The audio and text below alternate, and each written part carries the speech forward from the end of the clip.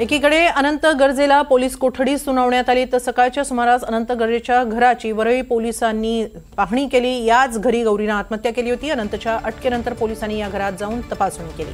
दरम्यान गौरी गर्जेची आत्महत्या होती की हत्या याचा तपास करणार असल्याचं डॉक्टरांनी सांगितलं।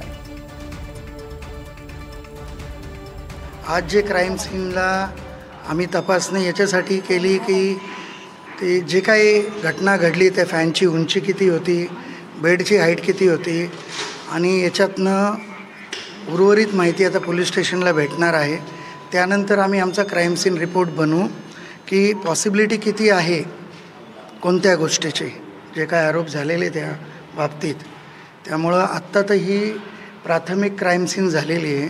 त्याच्यात जे मेजरमेंट जे आमच्या दृष्टीने फॉरेन्सिकच्या जे फोटोग्राफी आम्हाला हवी आम्ही आमची केलेली आहे। आता त्यातली उर्वरित माहिती पोलीस स्टेशनला जाऊ आयोशी आम्ही चर्चा करणार आहे आणि विदिन 1 or 2 days आम्ही 48 hours आमचा क्राइम सीन रिपोर्ट आयोगना सबमिट करणार आहे।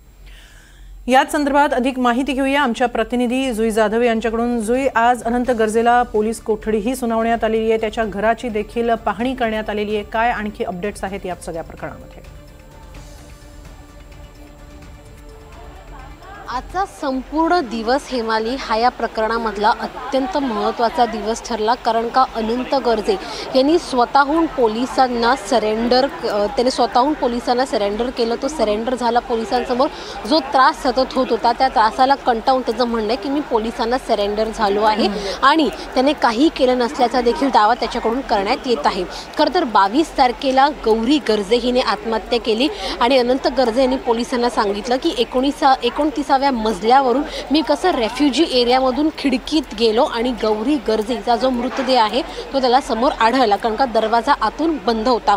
त्यानंतर सर्व जी तपास यंत्रणा आहे ती सुरू झाली आणि त्याच्यामध्ये हे निष्पन्न झालं की 2021ला अनंत गर्जे याचे संबंध एका महिलेसोबत होते आणि त्या प्रक्रियेतून अबॉर्शनची जी प्रक्रिया आहे ती देखील समोर आली होती। अबॉर्शनच्या पेपरवर अनंत गर्जे याच्या सह्या होते। हे जे पेपर्स आहेत ते गौरी गर्जे हिला सापडले आणि त्यानंतर तिने हे टोकाचं पाऊल उचललं। तिने अनंत गर्जे याला या संदर्भात विचारणा देखील केली, मात्र या एका मुद्द्यावरून दोघांमध्ये कडाक्याचं भांडण झालं आणि गौरी गर्जे हिने हे टोकाचं पाऊल उचललं। त्यानंतर अनंत गर्जे याची प्राथमिक चौकशी केली आणि त्यानंतर त्याने पोलिसांना स्वतःहून जाऊन सरेंडर देखील केलं।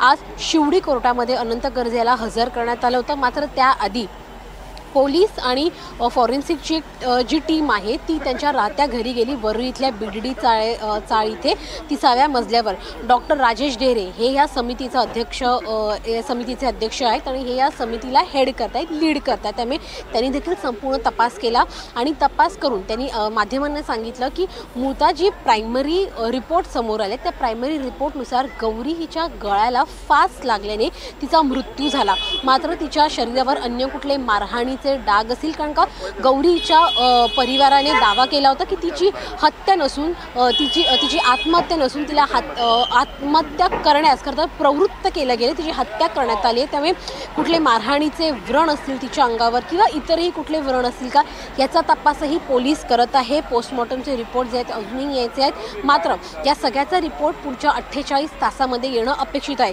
त्यांच्या घरी जाऊन पोलिसांनी आज अधिकची तपासणी केली। फॉरेन्सिकची टीम जी होती जे काही सॅम्पल्स असतील कुठले त्यांच्या घरातले ते देखील पोलिसांनी जप्त केले आहेत। दुपारी अनंत गर्जे याला शिवडी कोर्टात हजर करण्यात आलं आणि खरं तर सरकारी वकिलांनी 10 दिवसाची पोलीस कोठडी मागितली होती अधिकच्या तपासासाठी, मात्र अनंत गर्जे याला केवळ 3 दिवसाची पोलीस कोठडी म्हणजे 27 नोव्हेंबरपर्यंत पोलीस कोठडी सुनावण्यात आली आहे।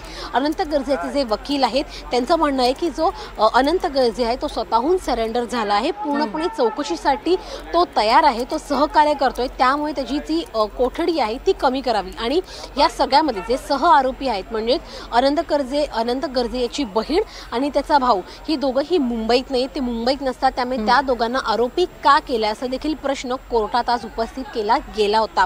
त्यामुळे आता या 3 दिवसांमध्ये पोलीस अधिकच्या तपासात काय समोर आणतायत, नेमकं हे जे प्रकरण आहे ते 2021लाच संपलं आहे का लग्नानंतर देखील हे प्रकरण सुरू होतं, याचा देखील तपास पोलीस घेत आहेत. मात्र आज गौरी गर्जे हिच्यावर देखील अंत्यसंस्कार झाले आहेत आणि ज्या खरं तर घरच्यांनी असं सांगितलंय की तिला आत्महत्या करण्यास प्रवृत्त केलं आहे. त्यामुळे त्याच्या मागचं नेमकं काय कारण आहे हे देखील तपास आता पोलीस येत्या 3 दिवसांमध्ये करणार आहेत. हे नक्की जुई, अशाच संपर्कात राहा. आपण आणखी माहिती घेणार आहोत. आपल्याबरोबर आहेत आपले प्रतिनिधी राहुल कुलकर्णी. राहुल, एका मंत्र्याच्या पीएच्या पत्नीनं आत्महत्या केली आणि पीएला या प्रकरणी अटक झाली आहे, कारण त्यानं या पत्नीला आत्महत्येला प्रवृत्त केलं असा त्याच्यावर आरोप आहे. पुन्हा एकदा राजकीय कनेक्शन यात येत आहे. या सगळ्या प्रकरणाचे राज्यात कसे पडसाद उमटताय? ते तर मी सांगेन, पण माझ्याकडे आता 4 एक्सक्लुझिव्ह इन्फॉर्मेशन आहे की जी ह्या सगळ्या प्रकरणामध्ये नव्याने प्रकाश टाकेल. सगळ्यात महत्वाची गोष्ट म्हणजे जेव्हा आज तिथे टीम गेली होती, ज्याच्यामध्ये पोलीस दलाचे तर लोक होतेच पण काही तज्ज्ञ होते, तर ज्या रिफ्युज एरियातनं हा अनंत आतमध्ये गेला, तर ती जी प्रोटेक्टिव्ह असलेली लोखंडी व्यवस्था आहे ती प्रोटेक्टिव्ह आहे की नाही याच्याबद्दलच आता ह्या तपास यंत्रणेला पहिलं प्रश्नाचं उत्तर शोधायचंय. कारण ज्या पद्धतीनं ते वाकवलं गेलं आहे आणि त्याच्यानंतर काही प्रश्नांची उत्तरं मिळतील. मुद्दा क्रमांक 1, ती प्रोटेक्टिव्ह आहे की नाही याच्यावरती पहिला तपास आहे. दुसरा, ज्या वेळेला आनंदनी बघितलं की आपल्या पत्नीनं आत्महत्या केलेली आहे, तर त्याचं असं म्हणणं आहे की तो आला आणि त्याने तिचा मृतदेह खाली काढला. आता ही सगळ्यात मोठी गोष्ट मी महाराष्ट्राला सांगणार आहे की एक महत्वाचा संशय इथे उपस्थित झालेला आहे की जेव्हा त्यांनी गौरीचा मृतदेह खाली उतरवला, तर साधारणपणे त्यांनी तिच्या गळ्यात असलेली जी काही ओढणी असेल किंवा जे साहित्य होतं ते त्यांनी काढलं.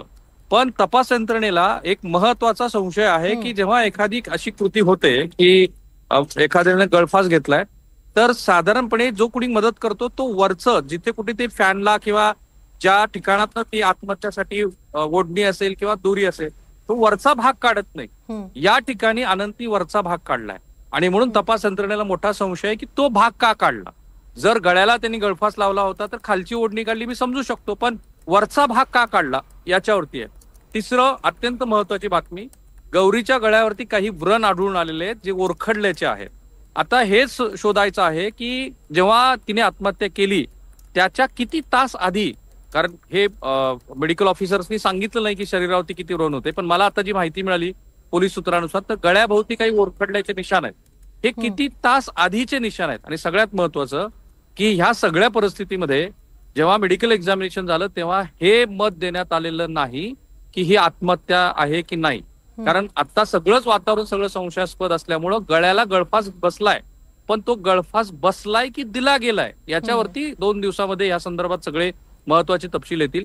त्यामुळे मी सांगितल्याप्रमाणे ती जी ओढणीचा वरचा भाग काढला तो का काढला, जी प्रोटेक्टिव्ह गोष्ट होती त्या विंडोला, ती विंडोची प्रोटेक्टिव्ह गोष्ट इतक्या सहजासहजी तोडता येऊ शकते का, वाकवता येऊ शकते का. 3, जे गळ्यावरती इतर जे व्रण आढळून आलेले ते किती तास आधीचे आहेत. आणि 4, या सगळ्या प्रकरणामध्ये हा आत्महत्या आहे की नाही या संदर्भामध्ये 2 दिवसानंतर अहवाल येईल. राहिला मुद्दा या सगळ्या प्रकरणातल्या महाराष्ट्रातल्या सामाजिक स्थितीचा.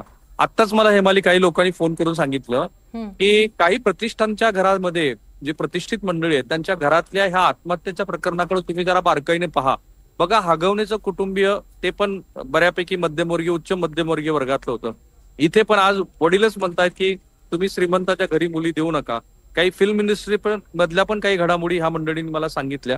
असं दिसतंय की हा एक ग्रोविंग ट्रेंड आहे की ज्याच्यामध्ये समाजाचा दबाव आहे, कुटुंबाचा दबाव आहे आणि त्याचबरोबर आपलं विवाह संस्थेतलं आपलं स्थान टिकवण्याचा दबाव आहे.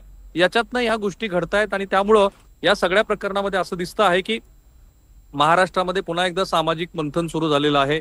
विशेषतः पुन्हा बीड जिल्ह्याचा संदर्भ, पुन्हा दुर्दैवानी त्यांच्या की मुंडे कुटुंबियांचा संदर्भ हा सगळं इथे आलेला असल्यामुळं या सगळ्या प्रकरणामध्ये जितका स्वच्छ आणि सगळ्यांच्या समोर जितका सांगण्यासारखा तपास आहे तितका होणं फार गरजेचं आहे. अन्यथा पुन्हा लोकांना असंच वाटेल की याच्यामध्ये काहीतरी पॉलिटिकल इंटरफेरन्स झाले की काय. खुद्द पंकजा मुंडेंनी सांगितलेलं की या सगळ्या प्रकरणामध्ये सखोल तपास करा. आता तो सखोल तपास 2 दिवसानंतर याचे बरेच नवे तपशील येतील. जे मी आता 4 तपशील सांगितले ते तर नवे एक्सक्लुसिव्ह तपशील आहेत, त्याच्या भोवती तपास होईल आणि मग हे कळेल की कोस्टल रोडवरून आनंद खरोखर पत्नीनं फोन उचलला नाही म्हणून परत आला की आणखी काही वेगळी गोष्ट आहे.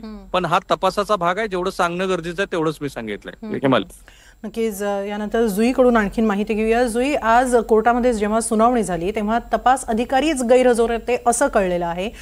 यावर कोर्टानं काय म्हटलेलं आहे आणि तपास अधिकारी गैरहजर का होते याचं काय कारण सरकारी वकिलांनी दिलं? हेमाली, आपण जर पाहिलं तर मग आज कोर्टामध्ये ज्या वेळेला सुनावणी सुरू झाली त्यावेळेला तपास अधिकारी तिथे असणं अपेक्षित होतं, कारण का मुख्य म्हणजे तेच तपास या संपूर्ण प्रकरणाचा करत होते.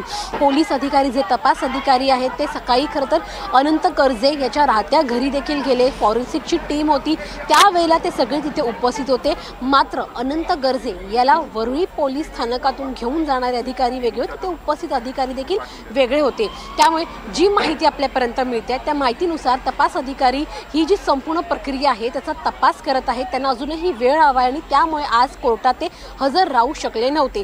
27 तारखेला ज्या वेळेला अनंत गर्जे याची पोलीस कोठडी संपेल त्यावेळी जे तपास अधिकारी आहेत ते तिथे उपस्थित राहतील आणि 3 दिवसामध्ये जो काही तपशील त्यांनी गोळा केलेला आहे, जो काही तपास त्यांनी केला आहे त्याचा एक रिपोर्ट ते कोर्टासमोर हजर करणार आहेत. कारण का 3 दिवस त्यांना लागणार आहेत, कारण का फॉरेन्सिकचे रिपोर्ट्स आहेत. नेमकं का गौरीने ही आत्महत्या केली की हा घातपात आहे या सगळ्याचा तपास केला जाणार आहे. त्यासोबतच अनंत हा कसा 19व्या मजल्यावरून 30व्या मजल्यापर्यंत जाऊ शकतो या सगळ्या बाबी आहेत ज्याचा तपास अजूनही तपास यंत्रणांना अधिकाऱ्यांना करायचा आणि त्यामुळे त्यांच्या गैरहजर राहण्यामागचं कारण हे प्राथमिकरित्या दिलं जात आहे. परंतु 27 तारखेला ज्या वेळेला अनंत गर्जे याची पोलीस कोठडी संपेल आणि त्यांना पुन्हा एकदा कोर्टात हजर केला जाईल तेव्हा तपास अधिकारी जे आहेत ते तिथे उपस्थित राहतील आणि जो काही तपशील त्यांनी गोळा केलाय तो तिथे सादर करतील. हेमाली, नक्कीच अशाच संपर्कात राहा जुई. यानंतर पुढची बातमी याच संदर्भातली पाहणार आहोत. अहिल्यानगरमधून पंकजा मुंडे यांचे स्वीय सहाय्यक अनंत गर्जे यांच्या पत्नीनं मुंबईत राहत्या गळफास घेऊन आत्महत्या केल्यानंतर राज्यात खळबळ उडाली आहे. या प्रकरणी अनंत गर्जे याच्या विरोधात गुन्हा दाखल झालाय. आज डॉक्टर गौरी यांचं पार्थिव नगर जिल्ह्यातल्या पाथर्डी तालुक्यातील देवडे गावात अंत्यसंस्कारासाठी आणण्यात आले. पार्थिवासमोर गौरीच्या वडिलांनी हंबरडा फोडला. यावेळी नातेवाईक आक्रमकही झाले होते.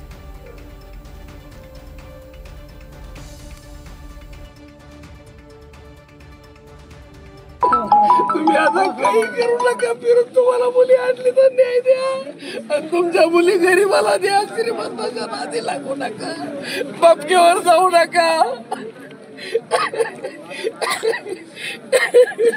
आता मी बोलू का? बोला साहेब. तर गुन्हा दाखल केलेला आहे वरळी पोलीस स्टेशनला. वरळी पोलीस स्टेशनची बोललो मी आणि त्यांनी त्याला अटक केलंय. त्यांना व्हिडिओ कॉलवर दाखवा. ते शिवसभा आमचे भाऊ ते ऐकायचे नाही चुलते, ते म्हणते तिथंच येतं, त्यांचा गैरसमज झालाय म्हणून ते आणले. बोलायला लावतो बोलायला. तुम्ही आता काही करू नका, फिरून तुम्हाला मुली आणली तर न्याय द्या आणि तुमच्या मुली गरीबाला द्या. श्रीमंताच्या नादी लागू नका. दरम्यान या संदर्भात अधिक माहिती घेऊया आमचे प्रतिनिधी प्रसाद शिंदे यांच्याकडून. प्रसाद, आज अहिल्यानगरमध्ये पाथर्डीतल्या देवडे गावी हे अंत्यसंस्कार पार पडले आणि तेव्हा गौरीचे नातेवाईकही आक्रमक झाले होते. काय नेमकं घडलं? तेव्हा युनियन्स बरोबर करार झाला होता. दिवसापूर्वी गौरी गर्जे यांनी आत्महत्या केल्यानंतर शवविच्छेदनानंतर त्यांचं पार्थिव आज अनंत गर्जे यांच्या मूळ गावी मोहोज देवडे या ठिकाणी आणण्यात आलं. या ठिकाणी गर्जे कुटुंब असेल किंवा पालवे कुटुंबीय असेल यांच्यामध्ये बाचाबाची झाली. त्यानंतर तणावपूर्ण वातावरण निर्माण झालं. यामध्ये पोलिसांनी हस्तक्षेप करून हे वातावरण आटोक्यात आणलं आणि त्यानंतर जोपर्यंत अनंत गर्जे याला अटक होत नाही तोपर्यंत गौरी यांच्यावर अंत्यसंस्कार केले जाणार नाही अशी भूमिका गौरी यांच्या परिवाराने घेतली. त्यानंतर पाथर्डी पोलिसांनी मुंबई पोलिसांशी संपर्क केला आणि अनंत गर्जे याला अटक केली असल्याचं गौरी गर्जे यांच्या परिवाराला सांगितल्यानंतर गौरी यांच्यावरती अंत्यसंस्कार करण्यात आले. परंतु मंत्री पंकजा मुंडे यांनी या प्रकरणामध्ये लक्ष घालून अनंत गर्जे याच्यावर कठोरात कठोर कारवाई व्हावी अशी मागणी गौरी गर्जे यांचे मामा यांनी केलेली आहे.